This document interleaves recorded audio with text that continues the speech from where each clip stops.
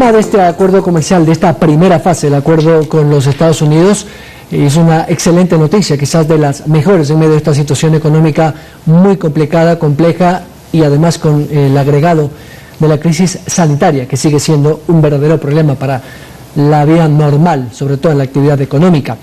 Pero tiene esto repercusiones directas en el mercado, en la economía, en el empleo y por supuesto en la actividad comercial per se. Para saber cuál es la posibilidad de esta nueva apertura de un mercado cero aranceles con el principal mercado de los ecuatorianos, Estados Unidos, conectamos a esta hora con Patricio Alarcón. Él es presidente de la Cámara de Comercio de Quito. El comercio ha sido uno de los sectores más golpeados en esta pandemia y en Quito las cifras lo demuestran.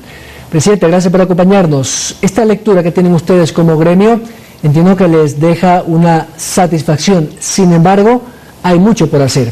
¿Qué es lo que tenemos que hacer casa adentro?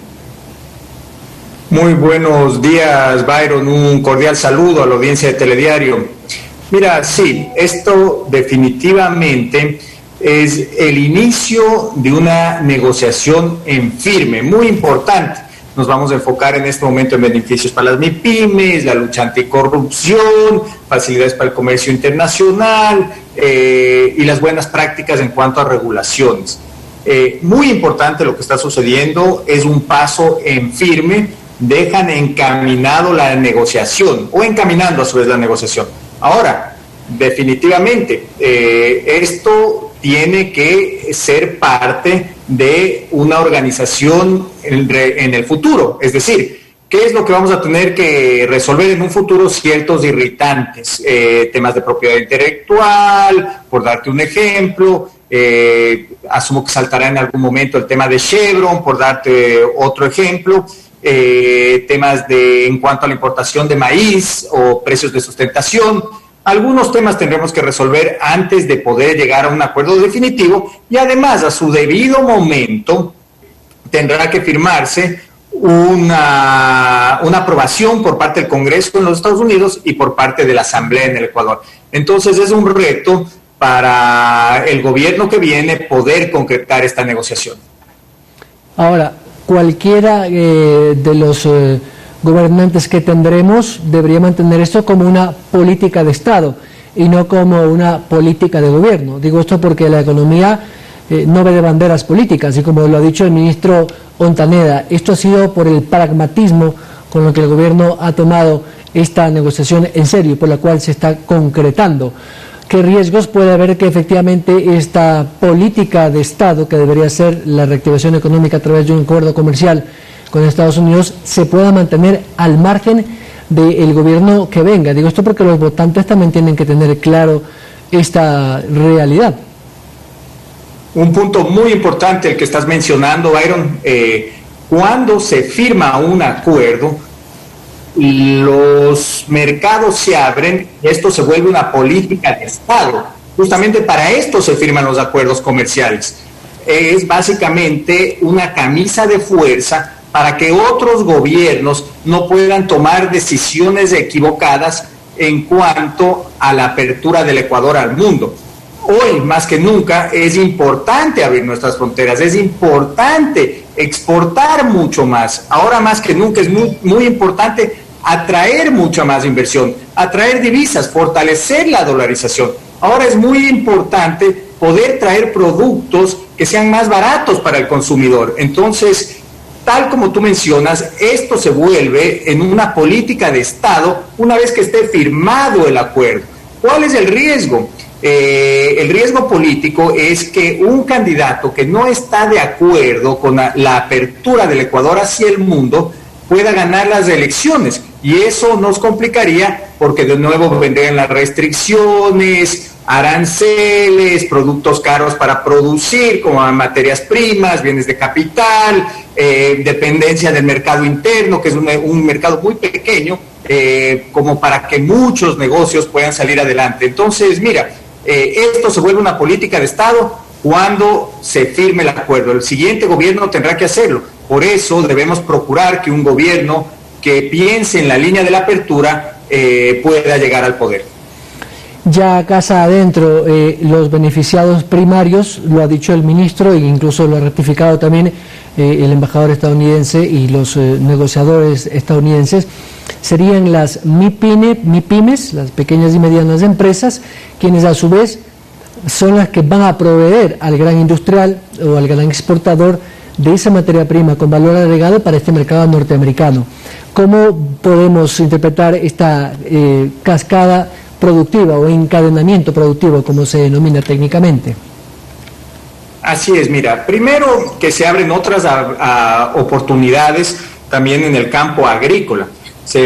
Una vez, te doy un ejemplo, una vez que se firme el acuerdo, se podrá exportar brócoli, solamente por darte un ejemplo, sin aranceles. Esto lo que genera es que se siembren más hectáreas, y solamente te estoy hablando de un producto. Cuando siembras más hectáreas de brócoli, le vendes al productor, el productor procesa y se exporta a los Estados Unidos.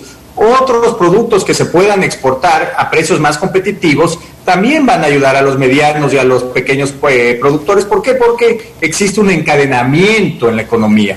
Entonces, cuando el grande exporta, también le compra más al chico. El chico también puede buscar oportunidades, medianos exportadores de producto terminado, como chocolate, me invento. Eso también se puede exportar mucho más. Y además, mira, cuando se firma un acuerdo comercial, lo que más llega es la inversión, pues, a un país. Esto ayuda a la apertura. ¿Qué es lo que sucede? Mira, te doy un ejemplo. En Colombia y en Perú, la inversión extranjera directa es de 7.000 y 12.000 millones de dólares, mientras en el Ecuador llega a 1.000 millones de dólares. ¿Qué es lo que hace la inversión extranjera? ¿Qué es lo que hace la inversión en un país? Crea fuentes de trabajo. Entonces, creo que todos nos vemos beneficiados. Los Estados Unidos es un mercado muy interesante. Los productos ecuatorianos son apetecidos en el mercado norteamericano. El flete es más barato, las distancias son más cortas. Entonces creo que será muy beneficioso para nuestro país. Ahora, un tema que también he topado el presidente y ya está en un inicio para moverlo, es el impuesto a la salida de divisas, de este famoso impuesto ISD. Eso también es una buena señal. Habrá que ver cómo va a ser esa reducción, si paulatina, si por sectores o en qué porcentajes. Esto de alguna manera también da tranquilidad al inversionista que viene de afuera y quiere sacar su rentabilidad. ¿Cómo ven ustedes esto? Mire, nosotros lo venimos proponiendo desde hace mucho tiempo. El impuesto de salida de divisas también bloquea la entrada de divisas. Lo óptimo hubiese sido nunca crear este impuesto y hubiese llegado más inversión al Ecuador. Acuérdate que los negocios se basen en base al retorno en la inversión. Entonces, si tengo menos impuestos para recuperar mi inversión, yo voy a hacer más negocios. El impuesto de salida de divisas implica que todo lo que importamos y muchas partidas, inclusive en bienes de consumo y materias primas, aún pagan el impuesto de salida de divisas, que es un 5% más. Entonces, todo eso va a ser muy beneficioso para la producción, para el costo de muchos productos, y irlo desmantelando es lo adecuado. Ahora, para desmantelar el impuesto de salida de divisas, que representa alrededor de 1.000 o 1.200 millones de dólares de recaudación, también se debe bajar el gasto. Entonces, son temas que hay que arreglarlos paralelamente, pero van a ayudar para la recuperación de la economía, ciertamente. Pero ¿y esa renta que recibía el gobierno central a través del ISD, cómo podría compensar? Porque si se deja de recibir valores como los 1.000 millones de dólares del ISD, debe haber una compensación. ¿Creen ustedes que podría haber una reforma tributaria o cómo recuperar esos ingresos para el fisco? Mira, el fisco recupera los ingresos cuando los negocios se recuperan, cuando se vende más, cuando se genera más impuesto a la renta, cuando se recauda más IVA, cuando la economía se mueve. Entonces, no necesariamente reduciendo impuestos se pierden ingresos. Mira, y en el Ecuador lo que se debe hacer es ampliar la base tributaria, pues lo hemos propuesto en varias ocasiones. Hay que ejecutar la simplificación del pago de impuestos y tiene que ser optativo para empresas inclusive que venden hasta 5 millones de dólares. Entonces, ¿cuál es mi mensaje? Lo que te digo es, simplificando y bajando ciertos impuestos, se puede inclusive recaudar más una vez que la economía empiece a crecer. Y esa es la fórmula adecuada para que los países salgan adelante. Más producción, más consumo, menos impuestos y más recaudación para el Estado. Finalmente, Patricio, gracias por el tiempo y la disposición.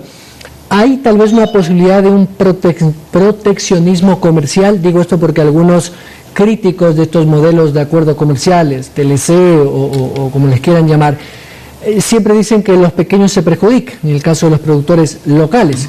Los norteamericanos tienen pues también sus modalidades de subvencionar o proteger a su industria, la agrícola sobre todo, y son los dos ejemplos, el trigo y el maíz. Para el caso ecuatoriano, ¿vale la pena un programa de subsidio o de protección a ciertos sectores de la economía que no van a tener esa capacidad de aguantar los productos norteamericanos con precios muy por debajo?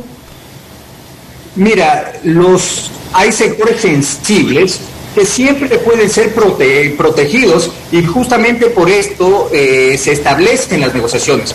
Es lo que pasó en Colombia. Al sector lácteo se le dio, me parece que de 10 a 15 años para desgravar esos aranceles. Y no ha pasado nada. Mira, cada vez se venden más lácteos nacionales en Colombia, por darte cierto ejemplo. Pero si es que existen ciertos sectores sensibles, se los tiene que apoyar. Y más allá de apoyarlos por una desgravación paulatina de aranceles, lo que debemos trabajar es en la competitividad del sector interno en el Ecuador, pues, y cómo mejoramos la competitividad del sector interno. Y ahí tenemos que trabajar en soluciones en cuanto a una reforma laboral, una reforma tributaria, por darte ciertos ejemplos, y hay que mejorar los costos de producción en el Ecuador. Pero esto es un proceso.